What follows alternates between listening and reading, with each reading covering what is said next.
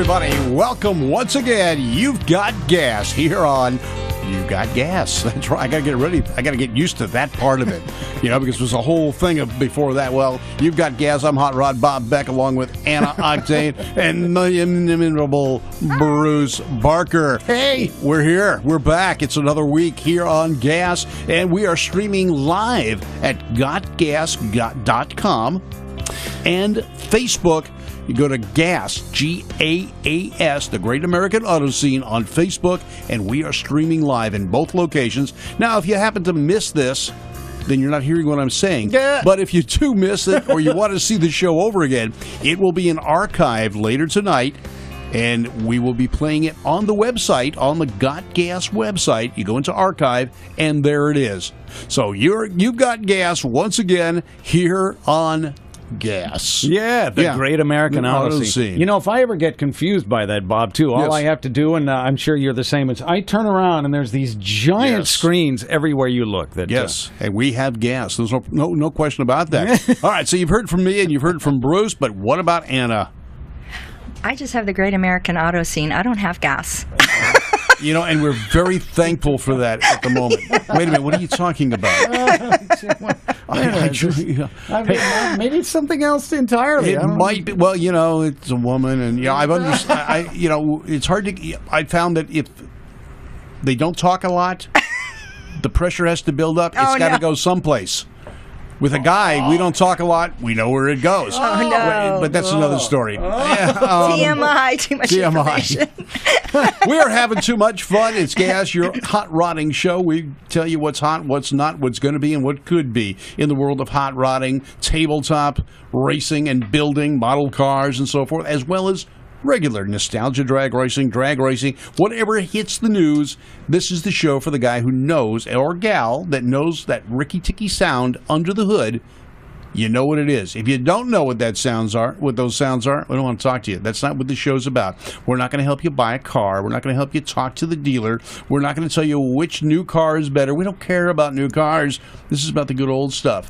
Yeah. With one exception. Tonight we're going to be talking about the RPM Act that affects everybody in the hot rodding and racing industry. And Anna's got some more information for you on that. Oh, good. Hey, speaking of old cars, Bob and Anna, I was up in just the upper end of the valley in which the Great American Auto Scene Studio is located here, and at Galpin Ford and Galpin Mazda and the whole Galpin mess up there. Because, of course, they have lots of classic cars, the kind of cars we're into. Well, because my wife was doing a test drive, she's going to pick up a new Mazda. Mm-hmm. And in their Mazda showroom, they've got an old Cosmo that's just in gorgeous shape.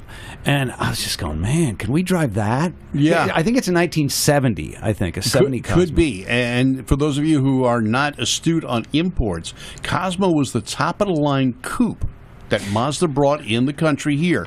And it was a very swoopy coupe, very comfortable, very luxurious for the time, and it was powered by their rotary engine. Yeah, the rotary engine. So I listened to a recording of that engine. It revs much higher. I wasn't aware of this, Anna. It revs way higher than a typical piston engine. Yes. And so, wow, the sound that comes out of that exhaust pipe is crazy. When I was racing SCCA, we had a couple of guys that started bringing out the RX-2s. Oh, yeah. And that was the hot little sport coupe they had. Very powerful. Extremely noisy. We went down to Holtville running an SCCA race, and I was working pit crew on an H production car. And we could hear the Mazda no matter what part of the track he was on. We couldn't see them, but you heard them. They finally had to muffle the Mazdas down because once they do the porting, and they would call peripheral port, I believe, on those cars, they got extremely loud because a Mazda rotary is basically a two-stroke. And you know how two-stroke bikes are loud? Yes. Well, now you got these twin rotors with huge amounts of air and fuel going in. Yeah. And they make a lot of noise. They are extremely loud. And, of course, that high winding, the high RPMs. Yeah, now they've got an issue with the gears meshing because unlike a piston engine, there's no crank. Well, there's a crankshaft to an extent, but it is a geared piece to the rotor. And as the rotor spins, it turns the main shaft. There's only three, I think it is, moving parts on a rotary motor. You've got two rotors, and you've got what would be a crankshaft. You don't have rods. You don't have pistons. In normal effect, you've got a triangular-shaped rotor. Sure. There's no valves. there's holes in the casing. Yeah. They don't have a block, they've got a case. And as the rotor goes past that hole, it draws in the fuel and air. And it goes past the next hole, it expels it. Sure. Yeah, okay. That's gas. Yeah, it's got gas. That's gas. That's gas. But And you had me at Swoopy Coop. I did. Yes, and that's it's what Swoopy Coop, that would yes. make me buy it. And it's very svelte. It's surprisingly well, of course, cars didn't have the crash test, the big fat bumpers and stuff then, but it's so minuscule and yet just pretty. I mean, it's it's anyway. That's a way other tangent, but we were talking about new cars and old cars, and I was just going, I got to tell somebody about this Cosmo, man. That's true. Now, on another side of that, our sponsor, as always, Famoso Speed Shop. Randy and Stormy, the guys that are building the cars for tomorrow that we raced yesterday. Do you know what their logo is? No. Yes. Their logo is Famoso Speed Shop. We eat racetracks for breakfast. Yes. And Is that right? And they use the side of a Bantam Roadster as their logo. We had Stormy and Randy on the show last time, and we're going to have Randy in studio 1 week when we can sneak him out of Bakersfield. He has to do that because he doesn't have papers to leave the city. So we're going to work on that and get him here to the studio and talk to Randy and Stormy sometime in the future. We'll talk about some of the projects they've got going on at the Famoso Speed Shop. The Famoso Mob building some awesome cars. We saw some pictures of it last time. We're going to bring in more. They got some new projects coming online, and we'll be talking to them more. And then also coming online in the next few weeks, Moon Eyes. Excellent. Moon Equipment, keeping the legend alive, and they'll be here with us as well. We'll talk to them. They've got some events coming up. As always, their Christmas party in December at Irwindale Drag Strip, but other things going on throughout the year, including their Yokohama show that I went to, and it is amazing. Yeah. I'll tell you what. But, Anna, we're going to talk about laws and the legal ramifications. Right now, EPA is trying to shut down the car hobby. They're doing it in a backdoor way by modifying new production cars into full-time race cars illegal. Anna, you've got the information on that. Yes, the California Air Resource Board are the Nazis of California. Basically, they need to justify their job. We don't have smog here anymore. Not much. Not much. And SEMA, which is the Specialty Equipment Manufacturing Association, do you know that Wally Parks and Robert E. Peterson from Hot Rod Magazine were involved in starting that? They were starting that with Ed Iskandarian and a number of other manufacturers back in the late 60s. Right. Well, SEMA is trying to protect motorsports as a hobby because the state of California is trying to control what you do with your vehicle. They don't want you to take a production car and turn it into a race car. They say that it produces emissions. And that's not necessarily true. So they instituted the RPM Act last year, but now we've got a change in leadership with Trump, and it has to be represented to Congress. So that's what they're doing. And we need the support. We need people to write into their senators and go online and type up their objections, because if you squelch racing, you kill an entire motorsports industry. Yeah, to be a little clear on that, what's happening is there are a number of new cars out there that are very popular. Camaros, Mustangs, Cadillac CTS-V, for an example. A whole host of performance vehicles from the imports and the domestics. It doesn't matter which manufacturer it is. But what the California EPA is trying to get through, and what the federal EPA is trying to get through, is a ban on taking a car like that and converting it to a full-time race car. Now, think about it for a second. If it's a drag race car, which a good majority of the new cars are destined to become in this situation, you're not going to find a brand new Camaro all of a sudden with numbers on it and going round racing. Right. That's not going to happen. So you're going to find these at the drag strip. Chevrolet has a program, a part number program, where you can buy a Copo Camaro, but a privateer may be not able to buy something that expensive. Same thing with Ford. They've got the Cobra Jet. Chrysler's working on the variations of their Hellcat and others. But what the EPA is saying is you cannot take that car and make it a dedicated race car that will never be taken on the street again. because it's going to pollute too much. Now, a quarter mile or 1,000 feet at a time or an eighth mile at a time is not going to produce emissions that are excessive. Right. And it doesn't necessarily mean you're pulling the catalytic converter off. It just means you're making this car a drag race or a race car only. Now, EPA is trying to stop that, take the ability out of your hands to make a car into a race car. And what that's going to do is, in the long run, whenever that law, if that law does go into effect, from then on, you can never take a new car and make it into a race car. So as years pass by, you're going to have an older and older car that predates that law to become a race car. Got it. So as those dry up, racing will dry up. The same thing has to do with the hot rodding industry. They're going after that. I know there's been a number of laws. California even has a limit on how many cars can be registered each year to match what they replicate. For example, the Cobra kit cars is most notable. There are 750 slots a year in the state of California that you can take a replica, whether it's the Cobra, a early Ford, a Corvette, whatever replica you choose, and there's a number of different replicas out there. The first 750 can get an exemption and register them as the vehicle they replicate. Otherwise, they've got to have the same emissions as the year of the engine, and they get registered as the year that you're registering. Wow. So if you've got a 1963 replica Cobra, for example, a small block 289, sure, 260 Cobra replica, and you want to register it, unless you get that waiver, you have to register it as, say, it's not 2017 when you finish it.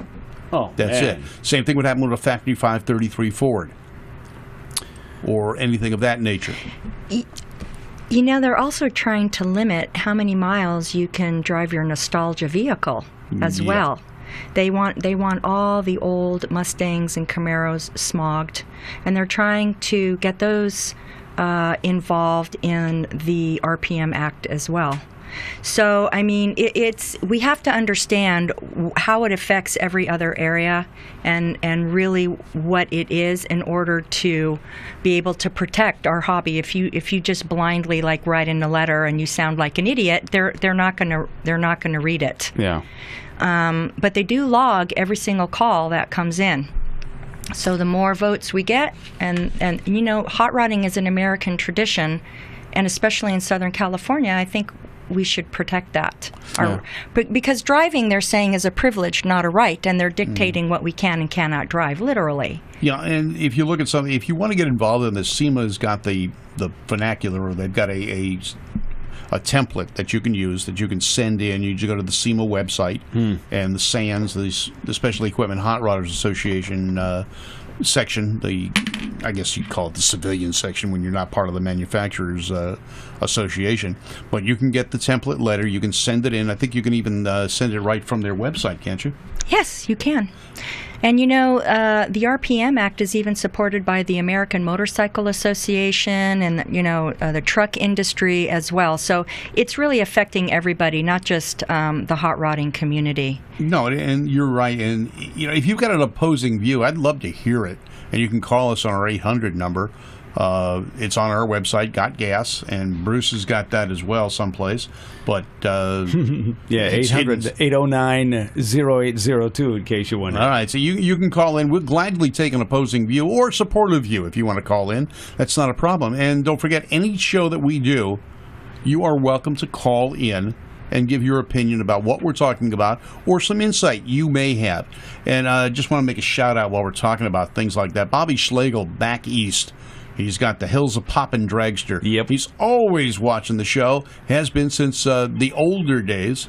And as we talk, that's probably Bobby calling now. We'll find out who that is. But we are here on Gas, the Great American Auto Scene, and we're after your input on the RPM Act. And we're going to be talking to someone else a little bit later on. We got a great show for you. And Anna, anything else to add about the RPM Act for you? Yeah, for a good time, call 1-800-809-0802. Okay, that's it. Yes, there it is right on the screen. Well, it's above the screen that we're looking at. And you can call that, and we'll gladly speak to you. As a matter of fact, the phones are lighting up now, Bruce. I'm sorry, we're going to make you the secretary now.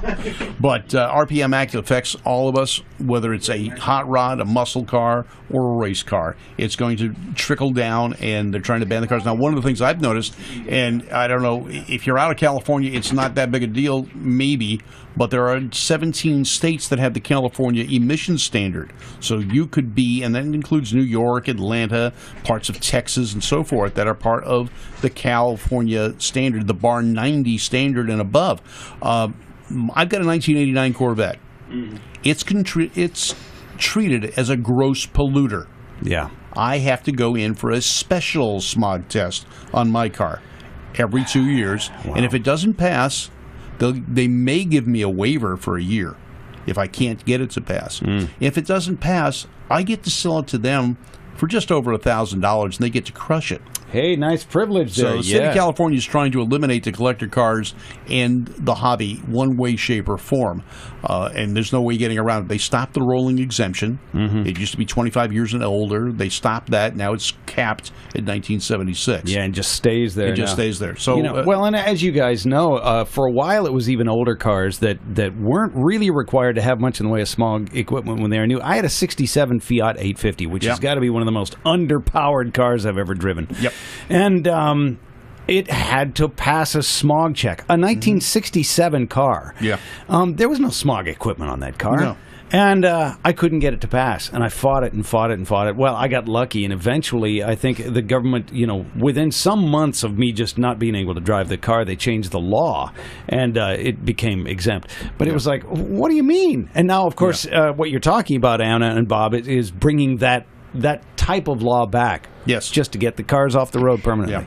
Yeah, and I think they're doing that with the custom cars too. We have Mitch Hines on the line, who's the grandson of Bill Hines, the famed lead slinger, and he builds custom cars. And people in Los Angeles love to personalize their vehicles.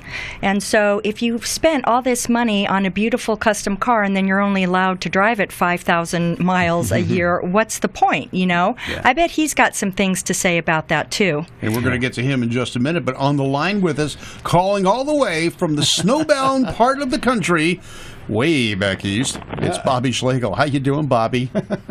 Hey, guys. How's everything Bobby. going? How you doing? We're doing great. How about you? You dig out from the snow yet? I know you're going to get some more snow this weekend, they say. Yeah, they're calling for probably 8 to 10 between 3 o'clock in the morning to about 12 o'clock tomorrow afternoon. At least you'll be sleeping most of the time. Yeah, that's now I don't have to work in it. I don't mind looking out the window. Well, tell me something. Does Hells of Popping have wrinkle wall snow tires? I found a pair of them. It's all tucked away for the wintertime next to the other one, so I'll leave them alone.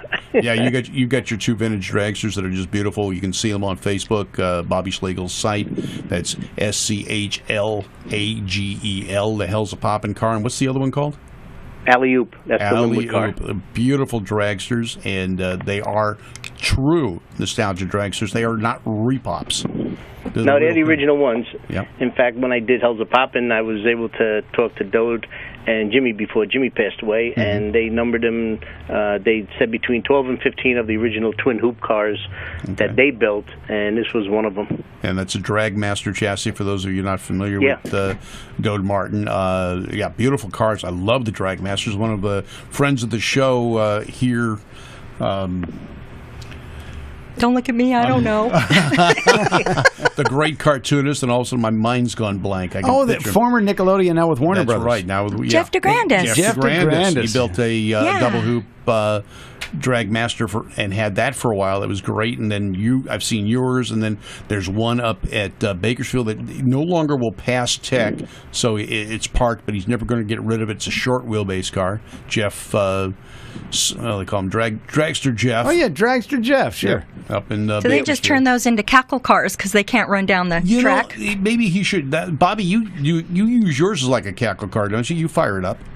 Yeah, I was up at the 3 hot rod reunions in New England when the museum was out here. I had both. The first year I had just Hells of Poppin', and the last 2 years I had both of them. Okay, that's good. And then there's the gentleman that works for NHRA at the starting line up there, Dave, he's got his father's original twin hoop car that Dode shrunk back to original length and stuff. I met him when I went out for Dode's 91st birthday 2 years ago. Gee, that's great. And nostalgia racing is still alive and well, and we're going to see a lot of that. We'll talk a lot about that. I'm still heavily involved in that aspect of it. The March meet coming up in just a few weeks.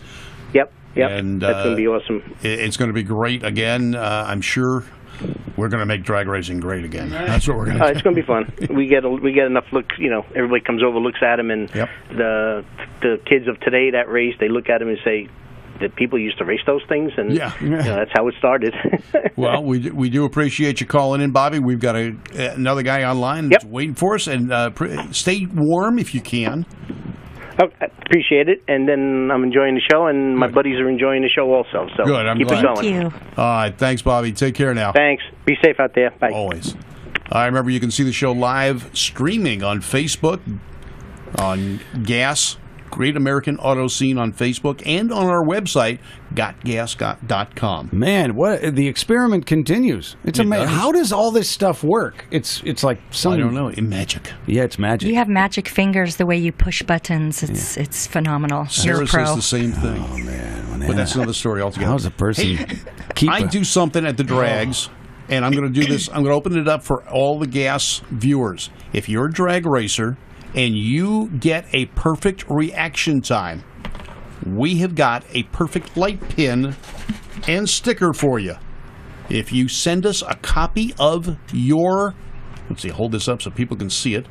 If you send us a copy of your ET slip that shows a perfect reaction time,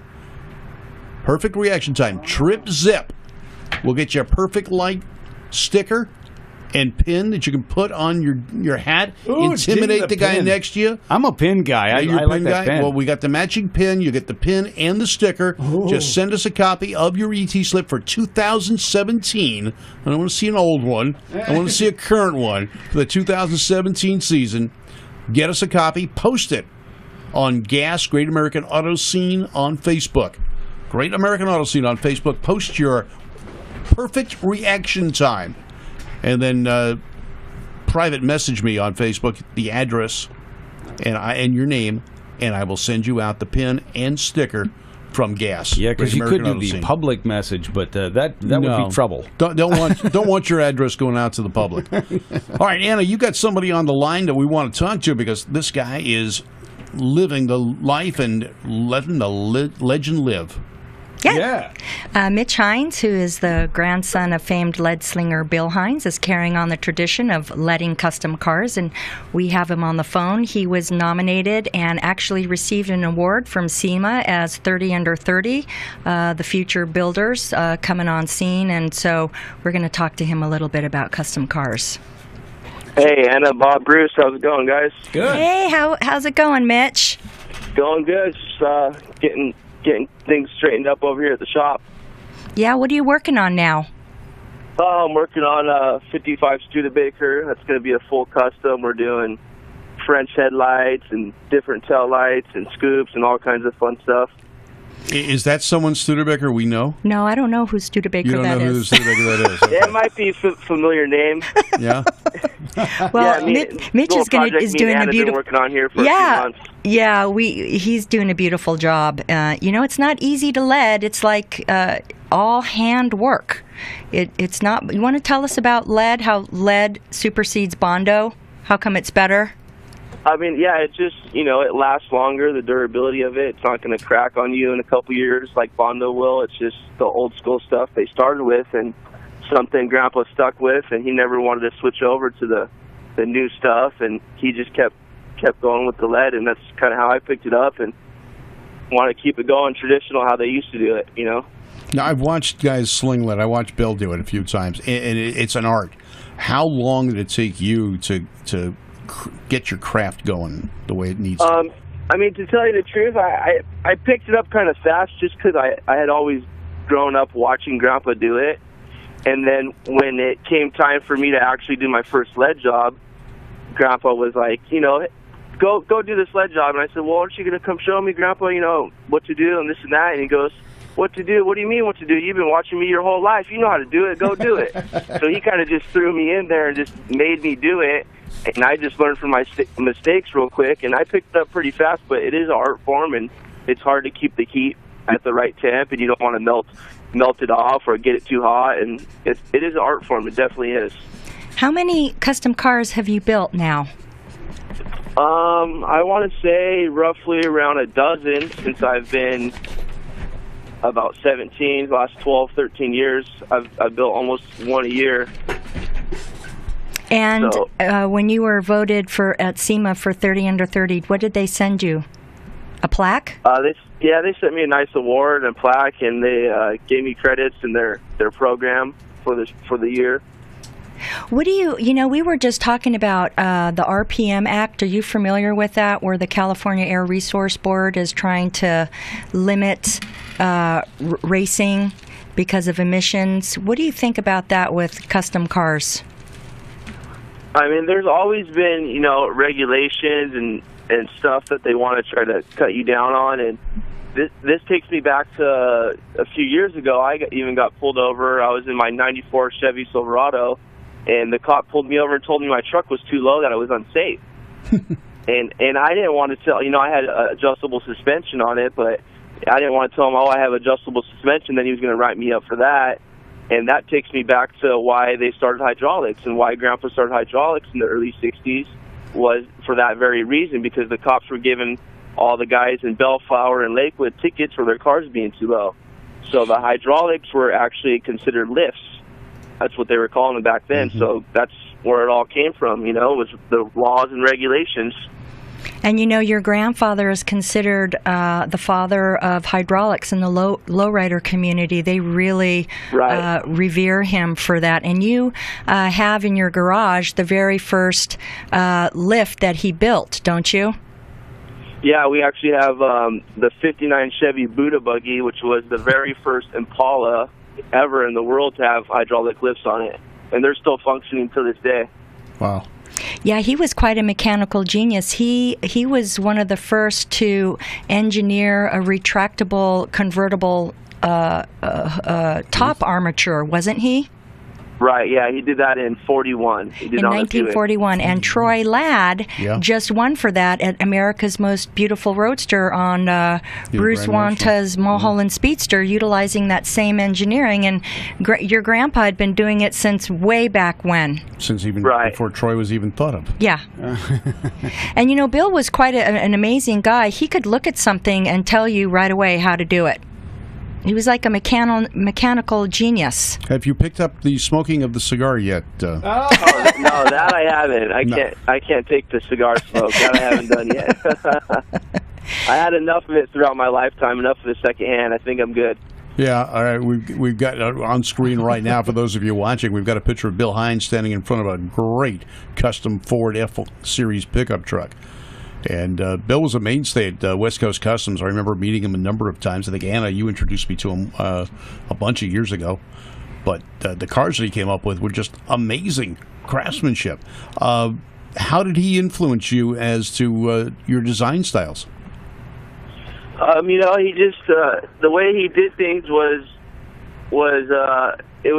he liked to streamline stuff. He made everything flow. So to me, that's what it's all about, is making it flow, making the top. If you're going to chop a top, it's got to flow with the deck lid and the quarters, and everything has to flow. Okay. That's kind of, my technique is making it look appealing to the eye. Well, Bill even tried to take over the Studebaker project and told Mitch he wanted to put fins on it because he loved fins. Yeah, I can see that in some of the cars you guys have built. I mean, I know. It's funny, Mitch, you talk about the flow. One of the things that I don't understand about the current car design habit, it's been for about 5 years now, is that headlights and taillights now are bulging out of the body sides. It's as if the innards of the car is being squeezed out, so that you no longer have headlights and taillights on a modern car that are sort of fared in and flow with the body. Now there's these blobs that they've added to the outside, which to me is the antithetical to a good car design. Yeah, I feel you on that. And also the same with how they've been Frenching them real deep into the fender and tunneling them. And I don't prefer that style. That's not really my style. I prefer more of the flow look and the tucked in and smooth and not bulgy and big and stuff like that. There's the Buddha buggy on screen. I remember seeing that car when I was a kid. When I first moved to California, I saw that car at a show and fell instantly in love with customs. And I've never, at that time we called them customs, not lowriders. Mm-hmm. Right. And to me, even a lowrider today, it's still a custom. Yeah. Oh, yeah. When you get down to it. They've just gotten more extravagant in the style of paint, the level of detail. I mean, the level of detail you see today, like at the Grand National Roadster Show, I was looking at a number of the lowriders, but they're really customs to me. And the detail all the way down into the chassis. The chassis is finished just as well as the bodies on the car. Yeah. And the paint jobs, the multicolors, the candies, the flake jobs, it's all through there. Now, I got a question for you, though, Mitch. What is the most asked question of you when someone talks to you about customizing a car? I would have to say the chop tops. You know, Okay. I get a lot of questions on chop tops and guys wanting tips on how to do their own car in their garage and stuff like that. And I'm cool with it. You know, if you want to go ahead and cut your car up and go for it, that's cool. You know, I'll help out anyone that wants to chop their top. But isn't the biggest problem leaving the hump or the dip in the back where the window meets the body, or cutting it so that the car flexes? Because you kind of damage the structural integrity when you chop a car, don't you? Oh, yeah, absolutely. There's tons of precautions you need to take before you even start cutting. You know, you got to brace everything up and brace your doors, brace the inside, and I even brace the roof. I put a brace across the roof before I cut it off so that when the top comes off the car, not only does the car brace, but the roof is also braced in that same position. And yeah, and like you said, the back hump where the catwalk meets the deck lid and the back window, that whole section is real tough on certain cars, and that's a lot of the reasons why me and Grandpa would cut down the quarters and drop everything down, drop the whole deck lid down with the roof. You know, you get more of a flow, better look like that way. God, that's amazing. And the fact that you would have to, with cars that have curved glass at the rear, that must be a real hassle to try to get things to fit right. Oh, yeah, definitely. And that's also why we'll drop stuff down or take everything down at once with the top so that it all comes down. Or sometimes we'll have to make a pocket for a back window so that the back window is almost still a full window where it's not cut, but it tucks down in a pocket, and you can't tell once the rubber's on there and the chrome trim is all the way around the window. You can't really tell. Oh, sure.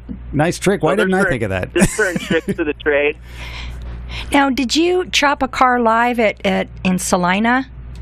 Yeah, last year we actually did, me and Keith Ding actually did 2 cars in 3 days. We did a 40 Merc, and I believe it was a 52 Dodge.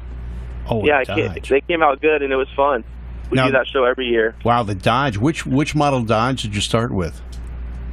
It was a sedan. It was a 2-door, but it came out pretty nice. Yeah, those are hard to chop. Because, those early Mopars are very hard to chop because they're kind of like a bowler hat. Right. Oh yeah, it's like an army hat. Yeah. They got the big turret roofs on those things. Right. I've seen a few, and I haven't really cared for some of them. But if you've been able to do that successfully and make it look proportioned, that was the biggest problem. Oh yeah, is proportions on those Mopars. We have your Instagram page up now, which is Heinz Custom 86. Right. And so if anybody wanted to make an appointment with you, they could Instagram you or Facebook you? Yeah, they could send me a message on there or send me a message to my email, which is almost the same thing. It's heinzcustom@yahoo.com, custom with a K. That's great. They have to stand in line behind the Studebaker, though. Oh, yeah. We got a waiting list going on. Oh, that's good. Now, the Studebaker is actually an ongoing tech article called Lady Luck in Old School Rods magazine. and we've actually showed how to create your own Frenched and peaked headlight for a Studebaker, because Studebakers are extremely unusual cars, and that you can't just get an aftermarket part for it. And we first tried Frenching it with a Merc headlight ring, which was too round, and Mitch had to hand fabricate it into more of an oval shape, and then he peaked it. And we did the whole step-by-step by showing the templates and everything. So it's been actually fun. And to tell you the truth, I have such a respect for car customizers now, because it is a lot of work. It is all hand labor. It's a passion for the automobile, too, you know. It's amazing. And Mitch is going to carry on that legacy, which is fabulous. Mitch, is it difficult to get the lead nowadays that everyone keeps saying, oh, it's lead, we got to stay away from that? Right. No, I mean, I have one spot that me and Grandpa have used throughout the years, and they've still continued to supply me with it, so I don't have a problem getting it. I know, I believe Eastwood sells some, but I don't like the mix they sell. It's a little tough to use. So we have a company in downtown LA that makes it for us. And it's a secret recipe, and we'll have to kill everybody if we tell it. So we're not telling the secret recipe. No, nothing. I can attest to the part that I know nothing, and I can prove it. But you know, when I was watching Bill Led, he was so skilled. It looked like he was buttering bread. It was something else. I can remember watching. You got to watch out for that fender, and it gets hot. Right, and I touched it. I said, "Oh, let's look at this," and touched it, and didn't know that the fender actually heats all the way up to the firewall. And I burned my hand, and Bill looked at me and he said, "It's hot." And I said, "Oh, well, how about this?" And I touched it further down and burned my hand again. He said, "No, that's hot too." So, what color is your hair? Live and learn. Yeah, I'm a blonde. Blonde, yeah. And you know, it's funny too, because so many old cars there was factory lead to fill in seams and stuff, and so, you know, a lot of times you'd be taking the paint off, factory paint off an old car, some project, and you go, holy cow, these things were coming straight out of the factory with lead in them. Yeah, I mean, because that's what they use. Yeah, I remember when I was a kid, I was at an Oldsmobile dealer, and I was in the body shop because my stepfather was having his car fixed, and I was watching a guy lead in a door. He had the whole door that he had fixed a dent and, you know, hammered it out as much as he could, but you had to put a skim layer of lead on it to smooth it out. And I was watching this guy, and I had no clue what the heck he was doing. But it's before the days of Bondo. Yeah, I'm that old. And it was just amazing for me to watch him butter that. And basically, that's what he was doing. He was buttering the door with lead. You know, some of those customs at Salina and West Coast Customs have lead jobs on them that are over 25 years old, and they're still holding up. It's amazing. We're looking at a picture now of a chop top shoebox Ford from about 1949, 1950. It's got huge wings on it.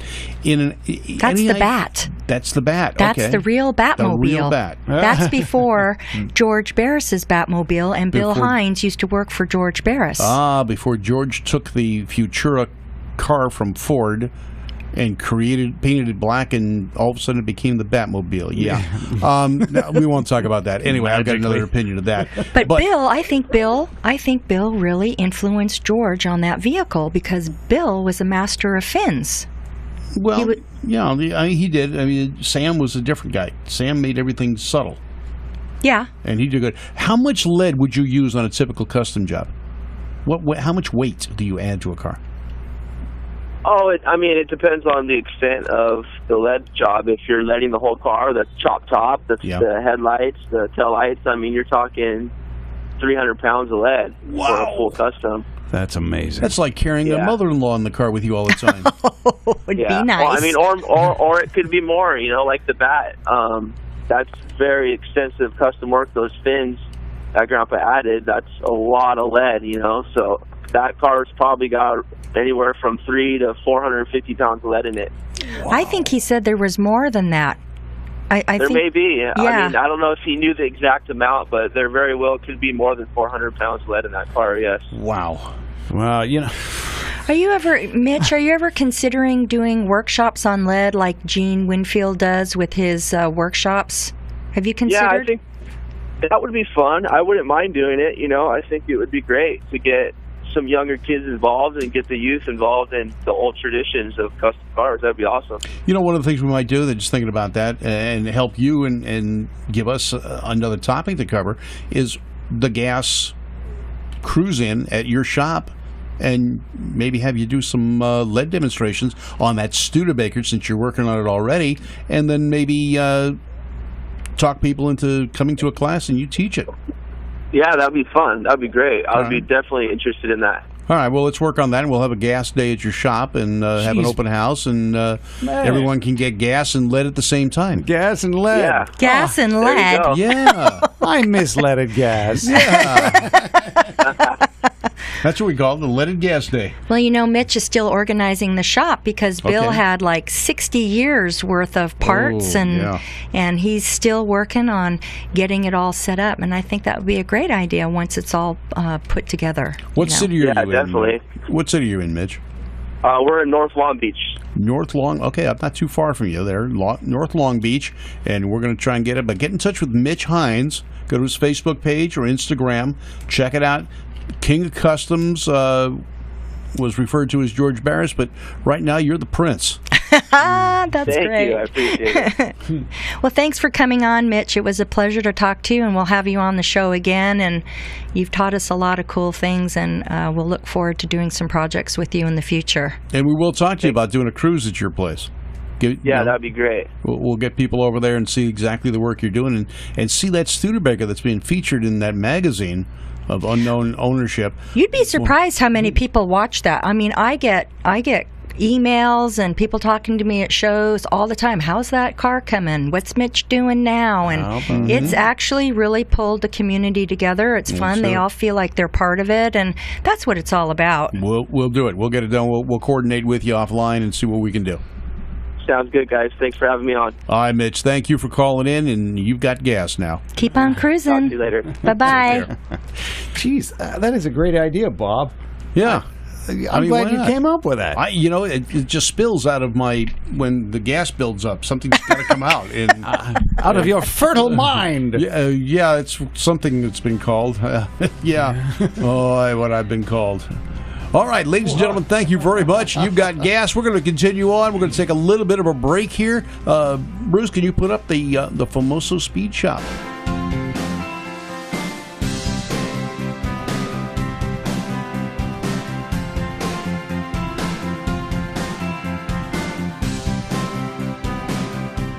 All right, Bruce, what are you going to do this weekend? We got a big weekend coming up in the automotive industry here in Southern California, but The Winter Nationals. The Winter Nationals. We got two things coming up, and I'm going to be doing some stuff. Bruce, what are you doing? Well, all the talk of lead and, of course, images like this, the bat, just make me want to get back in. Wow, there's so much stuff to do. Yeah. For the first time in what feels like forever, I'm pulling the cover off the Lincoln.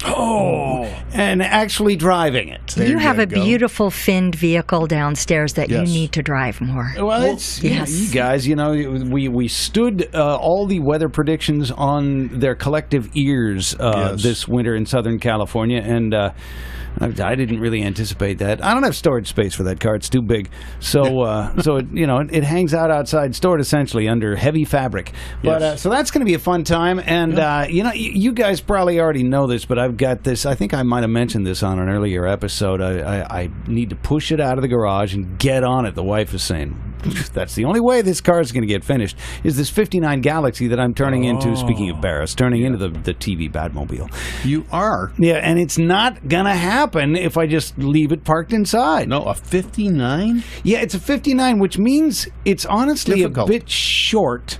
Yeah. By a couple of inches, the wheelbase is going to be a bit short. Right. So, you structure the car accordingly. But the top's already off. I've already got all the domes, the windshields, the center hoop. All Really? that crap's already on the car. Wow. So now it's just a matter, and the bat wings at the rear, everything, Yeah. it looks right. Okay. But it's still in primer, and there's a load of of work to do. The lower skirt that kind of circles the entire car, there's Yeah. this lower section on the Batmobile, and that kind of exists in theory. Let's get Mitch in your garage and make that a project car. Now, see, Mitch could And then- totally and then we'll whip drive this it. thing, he'd probably go, all right, let's tear everything off and start over. No, he wouldn't do that. No, I wouldn't. But, for those of you that are tuning in and are not familiar with the heritage of the original Barris Batmobile, that was basically a show car from Ford Motor Company called the Futura. Mm-hmm. And it was supposed to be a Lincoln. Now, it ended up coming out as some of those styling cues as a Lincoln later on, but this was much earlier than the actual production Lincoln that had the coved headlights, the covers over the headlights, and the fins in the back. But if you find pictures, go to Google and Google the Ford Futura. It's about 1952, I believe, 53 era, when the first show version of it hit the streets. Well, never really hit the streets, but hit the show circuit. It was a concept vehicle for Ford. Often it was white. This is a version that's pictured in red. Yeah. I think it was painted at one point. It was used in some movie early on, too. It was like some Rock Hudson movie. This one, although it looks like it looks a little bit small for the real Batmobile. It also looks too tall. It's too tall, yeah. This may be one of those replicas, because look at how high he's sitting. Yeah, I believe this is also some work in progress. It's obviously... It might be. Because but look at the beautiful aerodynamic body lines on that. Yeah, it's Isn't that fascinating? It's just gorgeous. Looking at this, there's no chrome on this. Yeah, you're This right. has got to be a reproduction that someone, or a copy someone has made of the original Futura. The original Futura, like you said, was white. Mm-hmm. And it was very long, very large, and it was eventually to become the Lincoln. But George bought this car for, I think, what was it, $1 when Ford wanted to get rid of it? Yeah. Painted it black, radius the fender wells, put a red stripe on the thing, and a bunch of little doodads, and it became the Batmobile for Adam West. And they built it in 3 seconds because they had a deadline. It was amazing. Here's the original one. Now, if you look at it, it's a whole lot lower than that red one we just had online. Yeah. And a lot of the styling cues, like the headlight covers and the shape of them, got onto the Lincoln in 1956. Yeah, you're right. That is very true. Obviously, the 56 Lincoln was not this extreme. But yeah, the basic shape was very similar. Basic shape carried over to a number of different vehicles. And if you look at some of the show cars from Ford, maybe we'll do a show on that. I did that a few years ago, but we'll bring back some of the concept vehicles from Ford and General Motors and to see what styling cues actually made it into production. And you'd be very surprised as to how many things did and how many things never did.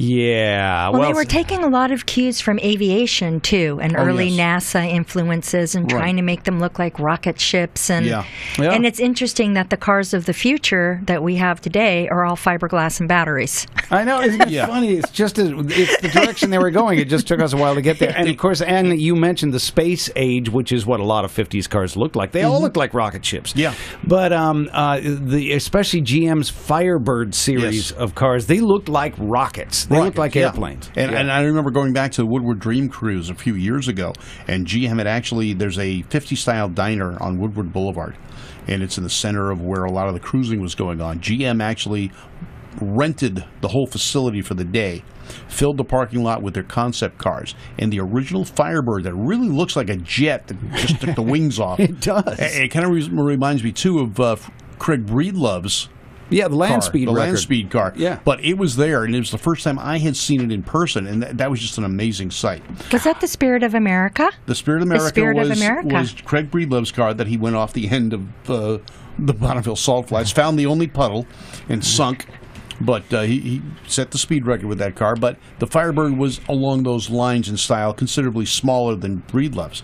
But so Bruce is going to be working on his Batmobile. Anna, what do you got planned for the weekend?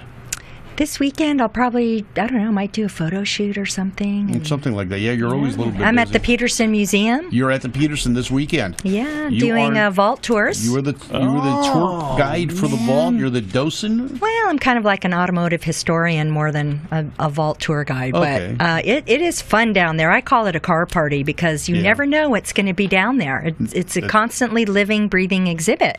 Right, and you never know who's going to be there. That's true, too. I mean, Jack Black came in the other day. He did. Yeah, he did. He's there often. Peterson Museum of the Heart of and Tom Arnold comes in a lot too. Wow. Yeah. I didn't know. So it's great, and the new remodeled. I got to say, I am extremely impressed by the insides of the new Peterson.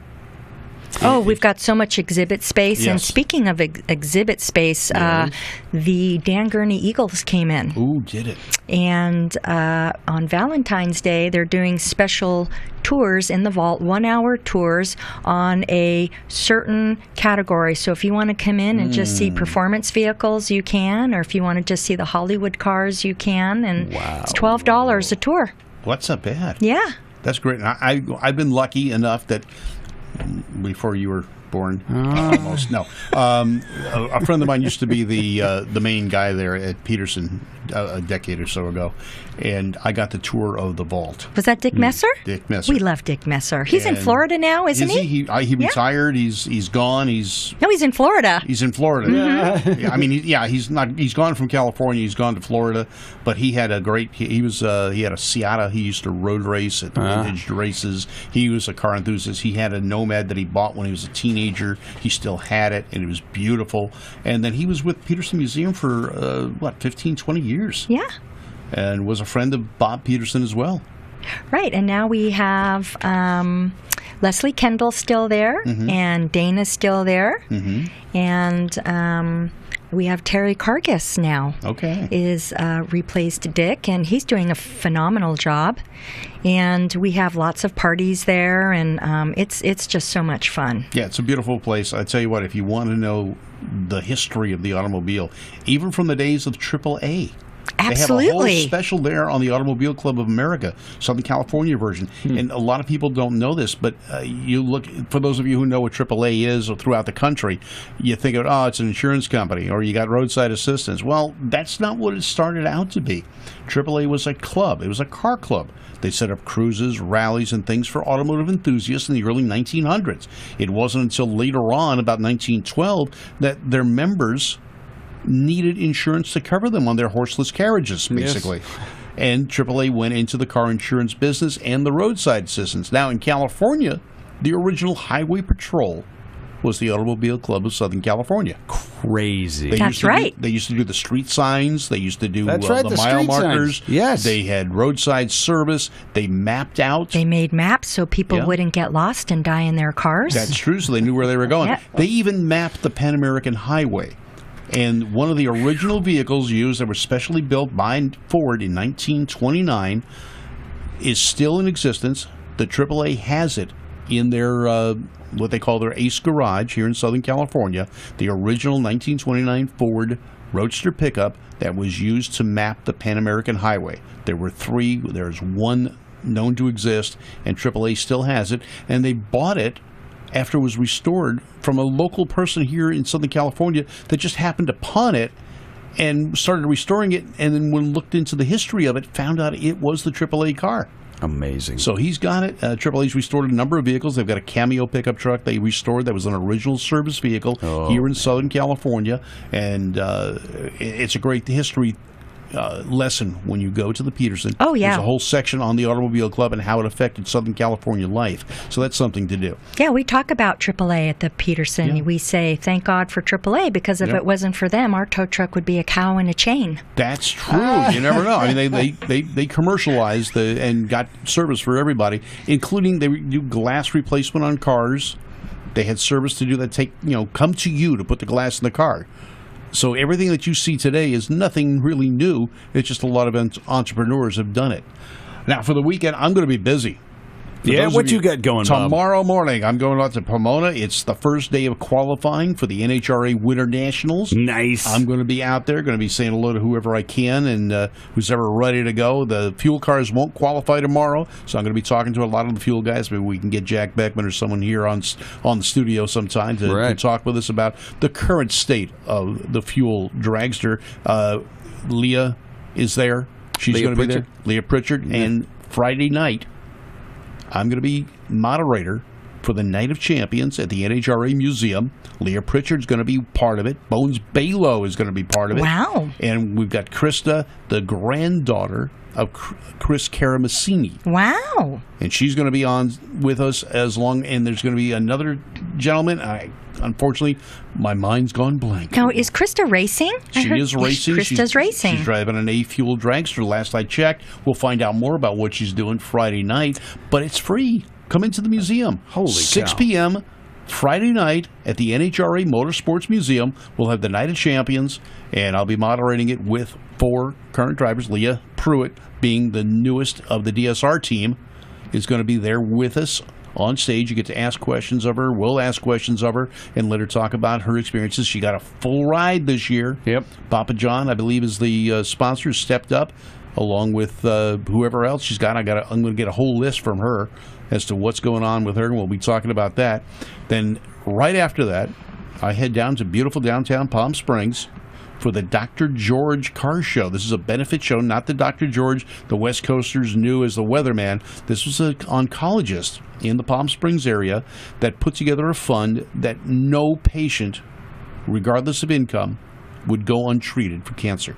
Wow. So the Palm Springs Cruising Association puts on the Dr. George Show every year at the big tennis courts down there in Indian Wells, the Indian Wells tennis courts, where they run the professional tennis tournaments, and they put on a show. Last year there were 900 cars. Yo, They're expecting more than that.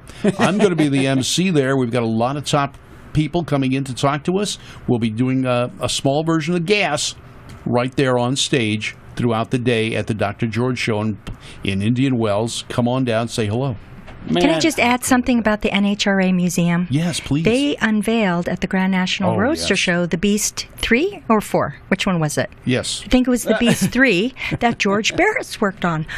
Excuse me. And it's a beautiful car. Beautiful. Fully restored. Yeah.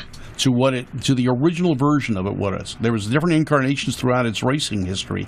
They brought it back to what it originally was, and they unveiled it for the Peterson Museum, the Checkered Flag Club, on Wednesday night, and then unveiled it, or Thursday night. It's beautiful. It's a land speed car, and actually Sam Barris and Chet Herbert worked on that car. And then they unveiled it for the public at the Grand National Roadster Show Friday evening or Saturday evening. I forget. It all runs together. I think it was Friday morning. It was Friday morning. Oh, no, Friday morning and Saturday night? Saturday night. Yeah, they had a party. Yeah. Another car party. Another car party. Yeah. So lots going on. If you've got an event that you want us to talk about, let us know. Put it on Gas on Facebook. Go to Great American Auto Scene on Facebook. Post your car shows that are coming up. If you got a tech question, ask us your tech question. We'll get it taken care of for you. Excellent. Yes. Wow, I think we've tied that one together with all the rope and string we could find in the back room. We did. And bubblegum. Yeah. Yeah. Well. And spit. Yes. And glue. So that's where that came from. I remember her. Wow. Another story altogether. We'll get into that in another episode. Oh, okay then. Well, thanks for coming. We've all got gas. Yeah, look what happened. All right, the encore presentation is going to be happening in just a little bit. You can watch it again on Facebook. It's streamed live. It'll be staying on Facebook. You can get onto it on Gas, Great American Auto Scene on Facebook, or go to our archive page on Got Gas, gotgas.com, the official site of gastronomics. Zoom, zoom.